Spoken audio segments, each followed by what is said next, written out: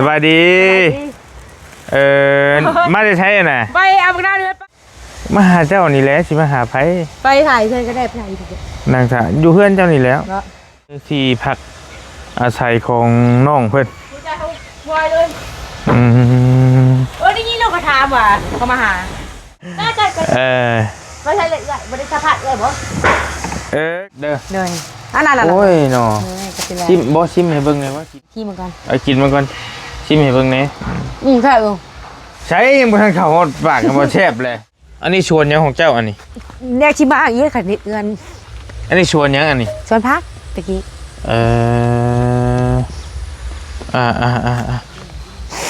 เจ้าปลูกเองไงนี่พ่อปลูกไว้ให้พ่อลูกปลูกไว้ให้ห่อทั่วนี่บ่ฮะนี่ดินเจ้าน่ะโดยไปเลย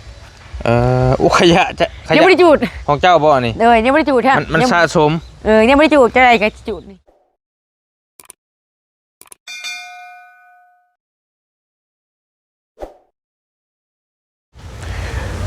โอเคพี่น้องทักทายสบายดีกันช่วงบรรยากาศลมเย็นๆเนาะช่วงแดดอ่อนๆในจังหน่อยพี่น้องทักทายสบายดีกันอยู่หน้าเฮือนซ่านของน้องคนหนึ่งเนาะเพิ่นชื่อว่าน้องดำบอลีมาหาเมื่อก่อนฮะก็อาจารย์ลาวน้องเพิ่นที่เพิ่นอาศัยอยู่คนเดียวฮะนะพี่น้องเอ้ยน้องดำอายุ21 ปีเนาะเพิ่นก็อาศัยอยู่หมู่บ้านแห่งหนึ่งพี่น้องเอ้ยเนาะเพิ่นเหตุงานหาเลี้ยงชีพด้วยตัวเองพี่น้องยืนยัดด้วยลำแข้งลำขาตัวเองเนาะว่าสั้นซะพี่น้องเอ้ยบอลี่ได้ถ่ายคลิปลงไปมื้อนั่นแหละก็มีพ่อแม่พี่น้องเพิ่นให้ความสนใจค่อนข้างหลายพี่น้องหลายแฮงเนาะบอลี่ลงคลิปไปประมาณมื้อปลายๆพวกพี่น้องเข้าไปเบิ่งให้ความสนใจแสนกว่าละตอนนี้แสนกว่าวิวละในช่อง YouTube บอลี่สะพานบุญ Channel ที่บอลี่ถ่ายอยู่ตอนนี้แหละนะพี่น้องเนาะเพราะว่าน้องเพิ่นเป็นคนเว้าจาดีนะเว้านัวหัวม่วนแล้วก็ที่สำคัญคือเพิ่นดุมันเพิ่นอยู่คนเดียวว่าซั่นซะเพิ่นรับจ้างเลี้ยงชีพเลี้ยงตัวเองหั่นแหละพ่อตายแม่ละไปทั้งไปแม่ละไปจักไปไสเพิ่นบ่จักแม่ก็ไปทั้งแม่พ่อเสียชีวิตแล้วว่าซั่นเนาะพี่น้องเนาะเอามื้อนี้ก็บอลี่เดินทางเข้ามาคนเดียวเข้ามาหาน้องเพิ่นพี่น้องเอ้ยบอลี่มามื้อนั้นก็ค่ำแล้วอันนี้คือที่พักอาศัยของอีหลาเพิ่นนะพี่น้องเอ้ยแล้วก็มา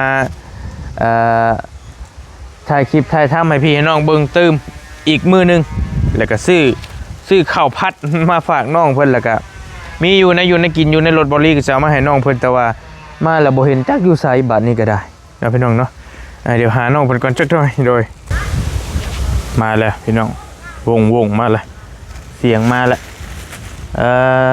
ติดต่อนั่งท่าพักโดนเสร็จแล้วเราไปหาซื้อน้ำกินบ่หรือจังใดเนาะ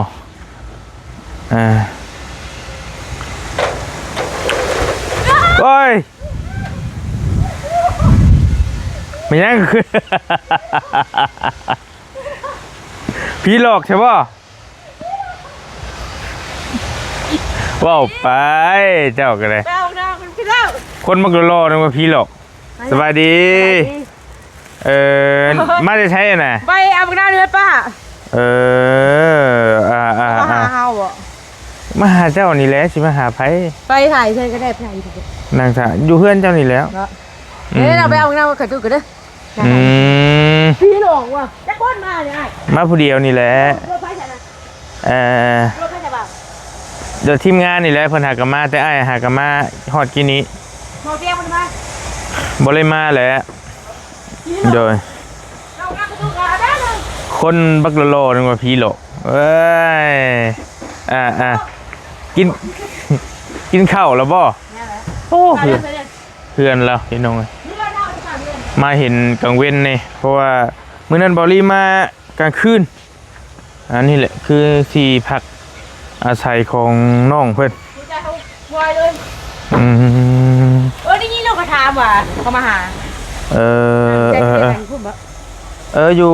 ใกล้ห้องน้ำจะหันก็ได้เป็นว่าสบายดีแล้วเมื่อกี้นี่เป็นมาดีเด้อดีสบายดีโดยเจ้า อันนี้ที่นอนเจ้าบ่อันนี้ บ่แล้วอยากเขาบอกชิงไปส่งไก่อยู่เงินใหม่ก็เลยว่าตีบ่เขาเพิ่นเอาให้เด้เพิ่นบ่นอนเพิ่นมัดเพิ่นว่าเพิ่นยังบ่ได้นอนไหน เพิ่นเอาให้เจ้าบ่รู้ว่านั่นใด เขาแค่เอาให้ ก็มันก็ช้ำของเจ้าหั่นแหละ ให้เงินกัน บ่ได้นอนเนี่ยได้แบบคือว่าขาดบ่ได้นอนจังได้ เราเฮ็ดไง อืมอันเอาไว้เอาขึ้นไปเพื่อนเจ้าก่อนก็ได้ไปขึ้นไปเพื่อนเจ้าก่อนโอเคขึ้นไปเพื่อนเจ้าก่อนก็ได้ ไอ้โชคเอ้ยได้แหละมันตื่นเงิน มาโอเคกินแล้วบ่เข้าขอชื่อเข้ามาฝากยาได้ซะเอาบ่เอาอยู่บ่ โอ้ยกินตะแรงได้ไม่ใช่เลยไม่ได้สะพายเลยบ่ กะจังว่าแล้วจากมาหาเจ้านี่แหละเจ้าก็อยู่เฮือนเจ้าผู้แหละเฮือนเราผู้แหละหั่นนะ เฮ้ยเราบ้าไง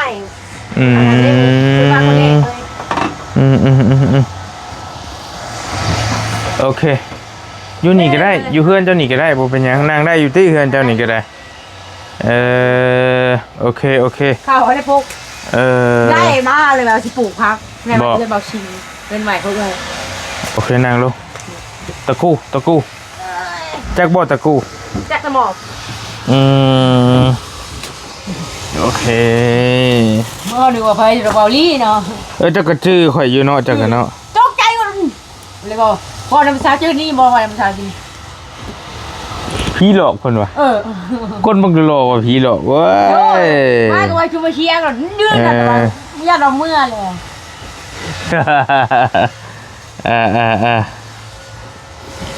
พี่ยาอะไรข่าวเนี่ยได้ยินข่าวว่าเพิ่นบ่ให้ถ่ายอยู่สถานที่เฮ็ดงานเจ้าบ่ถ่ายอยู่แต่เพิ่นบ่ให้ถ่ายกองถ่านก็นั่นแหละก็ย่าแล้วมันถ่ายด้วยก็ได้ถ่ายอยู่บ่ค่ะก็ไม่มาคุยกับเจ้าอยู่เฮือนพี่ก็ได้บ่เป็นหยังเพราะว่ามันเป็นสถานที่ทำงานเด้ก็เข้าใจได้มาถึงได้มาดิเอาจะหนีบไม้นี่ไม้มาเลยก็หนีไปเลยกินนี่บ่กินข้าวกับยังมันนี่กับปิ้งไก่ใครเอามาให้ฮะใครเอามาให้มาเชนถ้าหายแต่เติงเลยนะน้องก็กินบ่ค่อยหลายไปเลยบ่เจอจะไปเคยไปช่วยนะบ่น้องเนี้ยก็ตัวจะว่าน้องเวียงคำเป็นยังไงเพิ่นเสียชีวิตแล้วเด้จะไปเยี่ยมเพิ่นอีกบ่บัดนี้เนี่ยมีเราย้ายไปอยู่อีกบ้านนึงแล้วเด้ผู้ใหญ่ไว้แท้ไปแต่หึงแล้วพอซื้อข้าวมาฝากเด้อจะละลายเด้อขอพัดเด้อเด้อนั่นโอ้ยเนาะชิมบ่ชิมให้เบิ่งเลยว่ากินให้เบิ่งนะอ้าวน้องเคยกินอยู่บ่เคยกินอยู่ลองชิมเท่าไหร่ฮะเท่าไหร่นี่40,000โอ้บ่จะแซ่บลีเนาะมีบวงให้ข้างในหั่นน่ะหมอเคยกินอยู่มากับผู้ใดหลายคนบ่ข่อยมาผู้เดียวแล้วก็ทีมงานเพิ่นมาหลังผู้ใดจะกินอีกทีเหมือนกันเอากินมาก่อนชิมให้เบิ่งแหน่ใช่ใช้ยังบ่ทันเข้าฮอดปากก็บ่แซ่บเลยเจ้าอยู่เว้ยเนาะ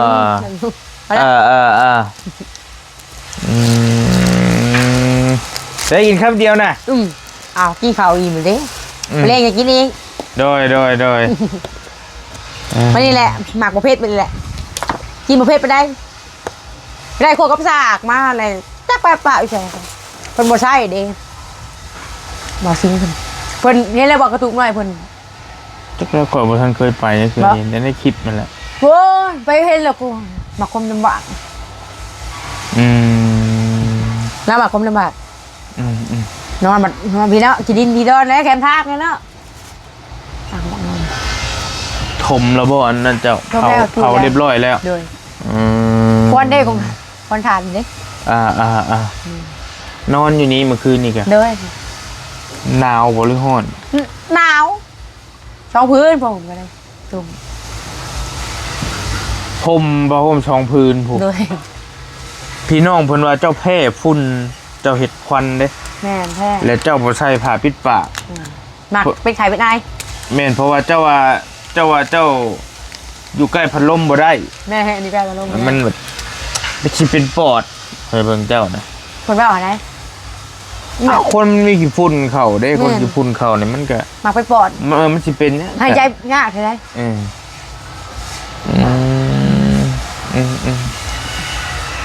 บ่ย่านบ่นอนในเมื่อคืน ย่านอยู่ระแวงเอาอะไรเที่ยวดึกเที่ยวรับเที่ยวตื่นแล้ว บ่มีหยังมากวนบ่ มอง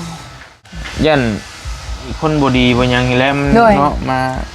คนขี้เหล้าเมาสุราอยู่ แม่นเลย เจ้าพายุผู้เดียวบ่นี่ ปูตีนกระดำไปเฮือได้ก็ได้ คนสู่ชีวิตนั่นนี่แหละ เดี๋ยว สาว ไอ้แม่นเลย เราเบิ่งตีนเราเดียวเบิ่งตีนค่อยบ่นี่ งานเลยเพราะชีวิตแล้วไปเฮือได้ล่ะไปท่มทานเนี่ยก็ยังไม่ได้อาบน้ำก็คือเพื่อนใหม่ ได้ระบบโทรศัพท์ได้ยินว่าอยากได้โทรศัพท์ ย่างแล้ว คนมาร้ายได้มือวาน คนมาหลาย เลย เมื่อยบ่บ่น้ำเพิ่น ก็บริเมื่อยได้นี่กินน้ำมือวานเนี่ยโป้ง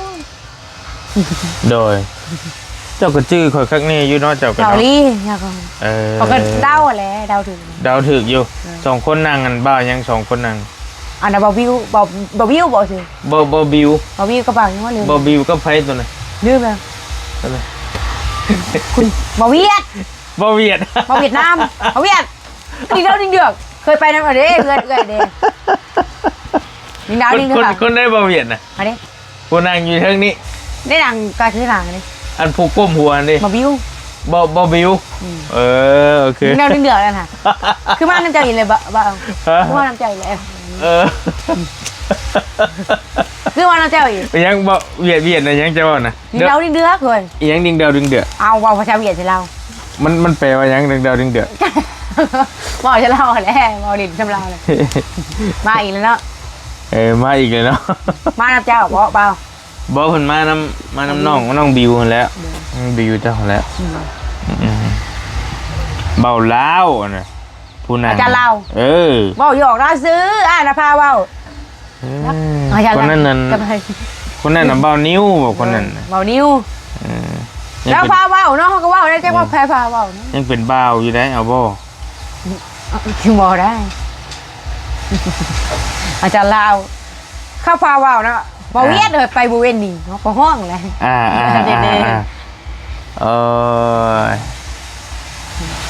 พี่น้อยก็อาบน้ำอาบในอยู่นี่ใช้ชีวิตอยู่นี่เจ้าก็ได้ เนาะ เนาะ ไม่แล้ว มันคอกยังใช้อันอยู่ลุ่มตัวนั้นนะ ตัวนี้ ตัวนั้น อันนี้มันเป็นเพื่อนแต่เก่าเพื่อนน้องอยู่แล้วมันขับแคบกันเนาะ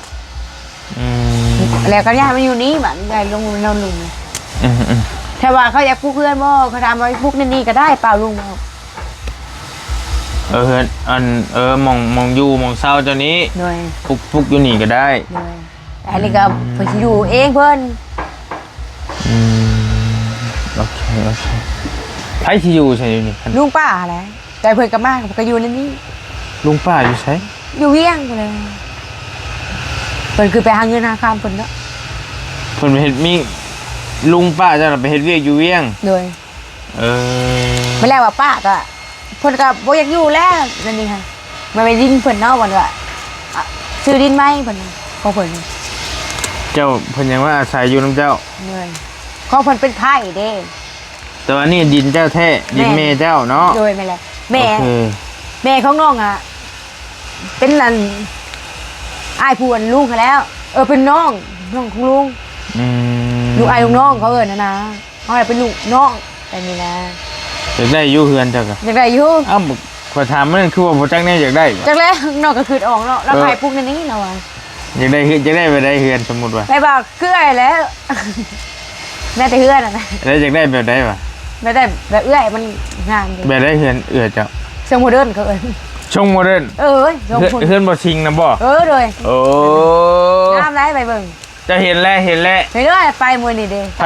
ผพาไป หมอเชน โด ห ย มอคิดหมอคำหมอชาลีกระเป๋าเวียดนี่แหละกับไอ้ต้าเนี่ย พ่อบ่ได้ซำน่ะ พ่อ ได้สำนั้นแหละพ่อ เนี่ย โอ้โอเคนอนนึ่งแล้วเขา โอ้ยหนึ่งเดี๋ยวเช้ากินบนละลายได้ สิบ่หนึ่งอีกบ่ซะน่ะ เก่ากินข้าวผัดกับไว้กินมื้ออื่นน้องก็คอยกินบนลายเด้อ บ่ลายแล้วเจ้า ปากผู้เดียวเนาะแบบว่านั้นเนาะ ฮะ ปากผู้เดียวอ่ะ ไปปากผู้เดียว เฮานี่แหละ ปากผู้เดียวเลยได้บ่น้ำข่อยมอม บ่กับอยู่ผู้เดียวกันเอง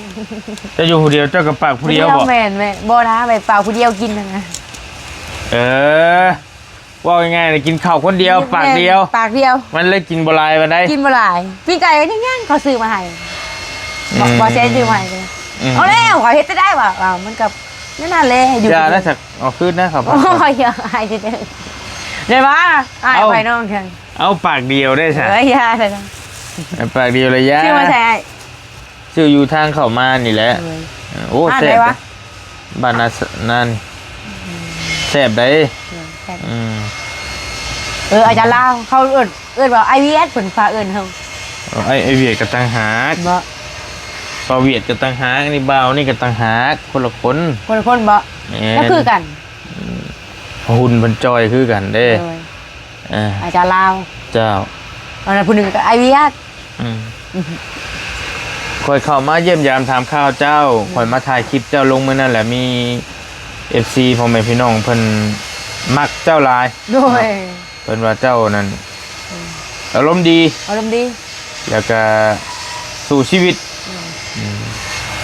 เก่ง จริง เฮ็ดงานก็ให้กว่าผู้ชายว่าซั่นเนาะคันว่าเจ้ามักผู้ชายหรือมักผู้หญิง มักผู้หญิงเอา ฮะ หมู่ผู้หญิงอะมักผู้หญิงเอา เอ้า ถ้ามีหมู่ผู้หญิงใดเพราะเรื่องมักนี่แบบหมู่ฮะ บ่แม่นหมู่แล้ว โอ้ยบอกหยอกอยู่ถึงแต่มันก็มีผู้มักกันเนาะ บ่คันสิเอาคู่เอาครองหั่นนะสิเอา เอาคู่ ผู้ชายหรือเอาผู้หญิง เอาผู้ชายมันก็คะแนนมันมีนะ ผู้หญิงก็เอาบ่ โว้ยแต่เป็นหมู่ซื่อๆก็ได้อยู่ หมู่จะหลายบ่ หลายอยู่หมู่ก็เอานิ้วย่อยอันน้อยก็ หมู่ เท่าอีก หมู่อายุน้อย โดย หมู่ประเทศเวียดเฮ็ดงานหยังหมู่เจ้า โอ้ยเป็นไปไทยเป็นนะ ไปเฮ็ดเวียดอยู่ไทยเพิ่นเบิดเลย โดย เออข้าวน้ำเจ้ายังอยู่บ่เดี๋ยวนี้ ยังนี่เพิ่งถึกมาให้เด้จูลี่ เอ้ยจูลี่ โดย โอ้ กับมีแกนึง คุณหูเพิ่นนี่มีเอ้ยผากกระเป๋ามาให้นี่บ่เอ้ยจูลี่นี่ มาว่า เด้อ จูลี่ กินได้จังมื้อฮะ เดือนปลาย เดือนปลายผู้ โดยบุเบิดดอกเปรี้ยวเท่านั้น ข้าวเจ้ามีบ่ข้าวเจ้า นี่บ่แซนชื่อให้อยู่เขาจะ ข้าวเจ้าก็มี ก็ยังบุเบิด มีหม้อหุงข้าวบ่ บ่บ่มี เจ้าหุงจะใช้บัดนี้ โอ้ยต้มแบบว่าเฮาต้มชุดแล้วเฮามานึ่งเอาก็ได้ แบบธรรมชาติ ก็ว่าจะเอาเขาใหายอยู่ยาแล้วจะเอาบ่มีอยู่ข้าวเจ้าเอาอยู่บ่ เอาอยู่ เอาว่าปากผู้เดียวนึงยาแล้วบ่ไปยา บางเดือกับประหยัดเย่บางเดือกับกินนี่แหละมื้อนี้คาบเดียวกิน อ่า กับโบกีฬาไปแล้วจ้ะ อืม คุณละคนนักกีฬาเหรอ มือใดได้ควัดอันนั้นเจ้าบัดนี้ กล้าเบิ่งกระชามือก็ได้ขวัญกันเลยพอเป็นเลื่อยแบบนี้ เราค่อยๆกัดไปควัดไปทีละนิดทีละหน่อย โดยมันใหม่แล้วก็ขวัญไปเลื่อยกันที่แล้วอีกเนาะ อืม มือก็ขวัญได้เลย บอกว่าเจ้าเฮ็ดเวียกแต่ถึงมันบ่จุบแท้บ่เงินซื้อโทรศัพท์กะ จักเลย เจ้า นอกกับพังเบิ่งก่อนเอาเท่านี้ว่าสิเอาอยู่เครื่อง7 เซนน่ะนะ โอ้มันบ่ทนดอกเครื่อง7เซน จักเลยล้านบุเลยเดี๋ยวจะได้แต่บืนเอาเนาะ บืนเอา มันบ่งอยบ่เงาว่าบ่มีแนวลิ้น โอ้ แนวย เบิ่งคื ก็ อหยัง บางเดือกับไปดินเอื้อยบางเดือบัดนี้บ่มีเอื้อยบ่อยู่นั่นแหละก็จะกินมาให้เลยบาดนี้ ยันว่ามีโทรศัพท์เบิ่งนี่ใครแน่ บ่ บ่ได้เคยมีเลยเจ้าก็ได้ เคย ติ มีแต่นังน้อยเลย เออมาสิลิ้นเป็นอยู่บ่สบัดสมมุติ เป็นอยู่ ได้มา เป็นอยู่มึงนั่งนี่แหละมึงอันติดต่อกันแล้วมึง เบิ่ง TikTok ให้แล้วเจ้า TikTok ว้าเด้อ บ่มีโทรศัพท์เจ้า TikTok บ่ ก็เบิ่งน้ำเขาพอเลย เออสร้างว่าแท้ ลำบากแต่ยามฝนเลยเนาะ โดยน้ำท่วมแน่ น้ำท่วมบ่นี่กะ โอ้ย ใช้คือบักสูงๆหนึง นี่น้ำมันไหลมาจากพี่มาจาก ไอ้ยะ ได้ดังน้ำเลยอย่าพูนนี่ อยู่ในน้ำเลย มันไหลลงพูนเลยตกมันตกแห้ง อืม พูนเลยมันไหลบริเวณเขาเจ้าน อกจากเฮ็ดอาชีพมืดแล้วนี่แหละเจ้าเฮ็ดอาชีพหยังอีก โอ้ยก็เห็ด อย่างเดียวนี่เลย อย่างเดียวเลย เป็นหลักถ้าว่างถ้าได้ทมได้อย่างว่างจากตัวนี้แล้วก็เมียน เมียนเฮือน เมียนเฮือนเมียนซ่านอยู่ซื่อ หนู ๆ ซื้อ ไปจอบมันอย่ามันใหม่ เลยอย่ามันลุแบบนั้น อย่ามันลุมันหยาแล้วก็ กระทมมึงถ้ามันลุกระทม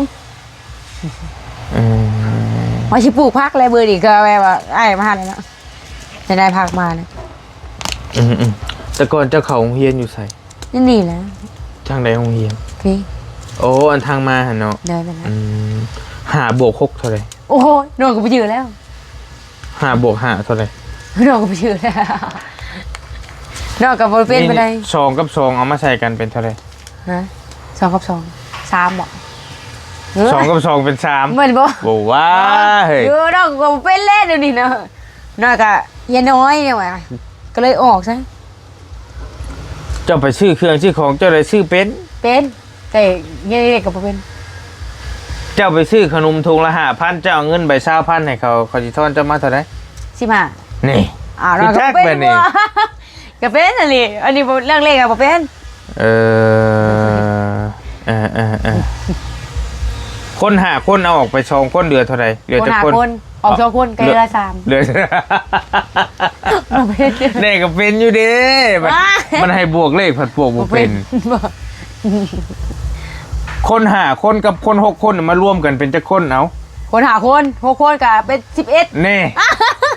บัดถามหาบวก6คนบ่เป็น ไอ้มาเลยเนาะ โอ้ย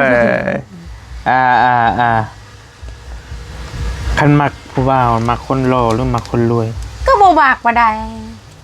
นี่ผู้เอาก็เอาเนาะ มักคนดีหรือมักคนแบบใด มาคนดีนี่แหละ มักคนขี้เหล้าบ่หรือคนขี้ยา ว้ายบ่ได้บ่นี่เลย กินเหล้ากินยาก็บ่เอา เดี๋ยวก็คุยค่ากับเอานะ มักคนดุคนมัน แม่ เนาะเป็นไข่เป็นนาวอยู่บ่เจ้านี่ เป็นได้ เจ้าหาผ้าปิดปากนี่เด้อ แม่ สาวเด้อคอยว่าเจ้านี่เสี่ยงหลาย เสียงร้าย มันเสี่ยงน้ำฝุ่นละอองนี่แหละ ว้าถูกฝุ่นลายเนี่ยนะ มันอันตรายแหละมันเจ้าที่เสี่ยงกับการเป็นโรคปอด เลย เจ้าหั่น ผมมาคนล่มเหมือนกันเนาะ แม่นแหละย่ำหนาวยำร้อนเจ้าก็บ่ได้ใช้ มอง อยู่ซื่อๆนี้ อยู่ซื่อ เออ ฮอดกับว่าฮอดปันได้นะน้ำฮอดนะกะพัดลมมันกับคืออะไรไอ้ไอ้มันขึ้น อันเงินข่อยเอาให้มื้อนั้นซื้อหยัง สื่อดีได้นำให้อะไรกันซื้อกินนี่ เบิดละบ่ เบิดแล้ว เบิดไวแท้ก็ให้ว่านมาซื้อนี่บ่ก็ให้เจ้าเท่าไหร่ 50 เจ้าซื้อหยังกิน ซื้อน้ำนี่แหละก็ซื้อนี่เขากินของอยู่บางเถื่อก็ได้ หมักนาวเอามาเห็นยังกินคือหมักนาว มะนาวนี้ไว้ช่วงยาพิบคอน้องหมักพิบคอ เห็นอะไรกินมัน ในว่าเฮาเนาะช่วงใช้น้ำอุ่นใส่เกลือนิดนึงมันดี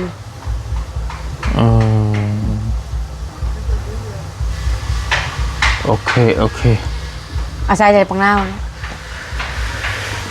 แต่อยู่ไปใช้ชีวิตอยู่นี่แหละเจ้าก็ได้ แม่น อยู่ไปเรื่อย อยู่ไปเรื่อยก็ว่าจะอย่าขี้คร้านเด้อขี้คร้านคือเบาซิงได้แล้ว ๆไพ่ว่า เบาแช่แต่ว่าไปนี่เจ้าก็รักษาคุมอยู่ไว้เขาว่า รักษาความดูความมันไว้ ได้ยังเดี๋ยวเขาเอาให้เดี๋ยวไปขายได้น้องก็บ่ขายน้องว่าจริง มีแต่เป็นเลขเอา โมเลกบ่เคยเห็นได้ของว่านี่ก็บ่เลขได้บ่ดีได้น้องบ่ขายข้าวนี่ก็น้องไว้กินบ่ขายนี่แหละขอให้ฉันนี่ คันคายกับมุ้ยแผลมาให้แล้วบัด แม่นนี่แหละขอให้ แม่นแล้ววะ โดย แต่เจ้าชื่อมันก็6 แสนผู้ได้ แพงเด้อแม่ มัน แพง คือ6 แสนปลายศพนึงน่ะ บ่ได้คือได้นี่ฮะอยู่เพื่อได้เข้ามาก็เป็นง่ายได้เงินก็ได้เนาะเป็นราคาเบิดน้องก็บ่ขายน้องว่าตรงๆว่าราคา อยากได้โทรศัพท์แฮงกูมูตอนนี้ โดยครับรถถีบไปแล้วพวกเอาไปหาเอื้อยแล้วรถถีบไปผ่าแล้ว อยากได้รถถีบ ไปผ่าร ถถีบปั้นเอาไปยัง รถถีบปั่นเพราะพอไปหาเอื้อย ปั้นได้บ่ ปั่นได้ เอารถถีบปั้นเอาก็ได้ เลย คันว่าเงินหลายเนี่ยจะเอารถถีบไฟฟ้า เออ จะพาเอื้อยแล้วคู่แล้วบอลเอื้อยอยู่ บ่น้ำมันช็อตนะ บ่รถถีบปั่นก็ได้ เ บ่ได้ไปหาเอื้อย ที่ปั้นเก้าเนาะ เลย ก็ว่ารถถีบไฟฟ้า หาแต่มันเบาหน้าช็อตมันแก่กับผู้แป้ง เมน เอารถถีบไปผ่ากันยังดี ห อ้าวลืมเรื่องเดี๋ยวเราหัวกัน รถถีบปั้น แล้วที่ปั่นหนึ่ง อืม แบบว่าไปหาเอื้อยปั่นไป อืมพาเขาลงย่างนี่น้อยหนึงมันสิคำปะพออยากเบิ่งมองดินดอนเจ้าว่าฮอดใส่ฮอดยานี่นะ และปกติเนาะ แต่ยังดีมีไฟฟ้าอยู่เนาะเจ้าเนาะ เอ้ย คักอยู่ซะอันนี้บ่สังกะสีนะ ด้วย ว่างๆนี่ให้น้องคนมาช่วยมุงนี่ ฮอดเขตนี่บ่อันนี้ชวนหยังของเจ้าอันนี้ เรียกชิมาอีกค่ะนิดเอือน อันนี้ชวนหยังอันนี้ ส่วนพักตะกี้ เอ่อเจ้าปลูกเองอันนี้ พ่อปลูกไว้ให้พ่อลูกปลูกไว้ให้ ห่อทั่วนี่บ่ ฮะ นี่ โดย ดินเจ้าน่ะ โดยไปเลย อุขยะจะข ยัง ยะ ไม่ได้จูด ของเจ้าบ่อันนี้ เลยยังไม่ได้จูดแท้ มันสะสม ยังไม่ได้จูดจะอะไรก็จูดนี่ อืม ก็กล้วยก็มันก็บ่สวยก็ตัดทิ่มอันนี้ มากล้วยตานีบ่กล้วยหยังอันนั้นน่ะ กล้วยจิบจัน ขอได้บ่ ค่อยนะ ฮะ ค่อยนะ เอามากิน ไม่ได้น้ำเอื้อยก็มี เอาจากได้ของเจ้าน่ะ ของเอื้อยเด้มันยังบ่แก่นี่ คันแก่ได้อยู่ติ ได้อยู่เล่นน้ำเอื้อยเพิ่นตัดเมื่อเพิ่นบ่กิน ใช้มือได้เจ้าว่าเจ้าสิปลูกพักจะปลูกอยู่ใช่ อ้าวเขาว่าสิปลูกบ่นี่ชุมเจ้ามาก่อนเนาะ อยู่นี่บ่จะปลูก เด้ยว่าสิปลูกเฮือนอยู่นี่แหละ ปลูกเงินอยู่นี่เอาคือได้เงินได้คำหรือบ่ปลูกเงิน จักแล้พังมือก่อน โอ้เงินขายทานหลายได้ผมชมได้เป็น100 ล้านเลยไปจ้ะ รู้ว่าครับปลูกอยู่นี่ก็ได้นี่ บ่ เจ้าเชียนปลูกพักที่สิมาอันปลูกเงินใช่ไหม จักแล้ บ่ประทามนี่ฮอดแล้วว่า100 ล้านเงินเดียว โว้ยบ่ฮอดดอก จากล้านเลยเงินโฮม โอ้ยคือกินไม่ได้ไปเลย ฮอดว่า10 ล้าน บ่ พอสิได้แต่งตัวแล้วบ่ บ่ให้ผัวอะไรมาแต่งเนาะ ได้บ่สำนองคนนี้เป็น เท่าไหร่ก็ คู่ครองได้อยู่บ่ โอ้ยรุ่นน้อง จะบ่มักบ่กินเด็กแซ่บได้ โอ้ย แต่ห แต่ ยา ว่ากินเองแล้วมาตาครับว่า เอามาตาก แต่หยาอ่อนมันก็ยังแซ่บ บ่ ฮะเป็นหยังจะบ่มักเด็ก มาก แล้วหมักบาวใช้พุ่น บ่ นะ คันอ้วนๆคือข่อยนี่ได้บ่สมมุติว่าข่อย โอ้ โต ได้ ว้า โอ้อะไรไอ้แล้วหมักคนขาว ฮะ กาลักกับขาวอยู่นี่ ฮะ คนอ้วนได้อยู่ เอา หมักมีลูกติดผู้นึงเลยได้ กะยามัน เลี้ยงลูกใส่กัน เลี้ยงลูกช่วยกัน อันนี้ทางนี้ก็ดูคือกัน จุกแล้วว่ะเลย ดูคือกันทางนี้บ่มีปัญหา โอ้อ้วนคือข่อยนี่ก็ยังเจ้าก็ช่างมักแต่เจ้ามักหมองได้ ไม่ ส ได้ มมุ อ้วน ติ เป็นนี่เลยเฮาก็ได้ ว่ายังอุ่นมันกอกอุ่นมากเลย หายมันได้คือเล่าได้อ เด้อแต่ เล่าน่ะมืดแล้วเจ้ามืดแล้ว บ่ ข่อยมีน้องชายอยู่อ้วนคือข่อยนี่แหละ เอาบอกค คำเนาะ ำลึงอยู่ได้ เอาบ่เป็นช่างไฟพร้อมช่างเฮ็ดเฮือนเฮ็ดช่างได้เบิดเลย เอา โอเคพี่น้อง อาจารย์ลาวกับหัวเลย จะจ้อยไปนั่นบ่ได้บ่ผ่าน บ่พันอย่าเห็นดูโพด เด้อจำข่อยบ่ได้บ่นี่ โอ้ยอย่าเห็นดูโพดอันนี้ เด็ดดู เฮ็ดแรงน่ะเฮ็ดแรงแหละ บ่มียังบ่มียังบ่ เอา ยอม แล้ว เฮ็ดยัง บ่ยอมแล้วบ่ปลาไปกำลัง อ้าวฮอดถึงเนื้อถึงตัวเลยบัดนี้เจ้า ตายบัด อ่ะรุ่นน้องเนาะไปกินกันมาตาแล้วว่ากินแม่นบ่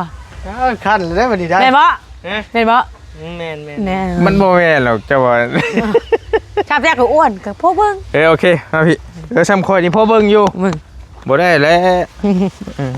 มีลูกมีเมียแล้วข่อยน่ะแล้ว บ่ยอกซื่อๆอ่ะ ข่อยก็ว่าหยอกเจ้าซื่อ แม่น ๆไม่หยังอันนี้ไม่หยัง มันกลัวเพื่อเก็บเครื่องอยู่ของ โอ้ ยังบ่ได้ปั่นช่ำนี่ว่าสิปั่นอยู่เขาพาไปเบิ่งเงิน มีเครื่องซักผ้าอีกบ่น่ะ เลยบ่ได้ โอ้ ซื้อเลย ร้อยเกิน บ่ได้ซื้อเลย ไผเอามาให้ โต๊ะ นี่ สลาก จกฉลากเอา เลย ไอ้ พ่อ เหี้ย ป้าของลุงผลิตสวนอ้อยเด้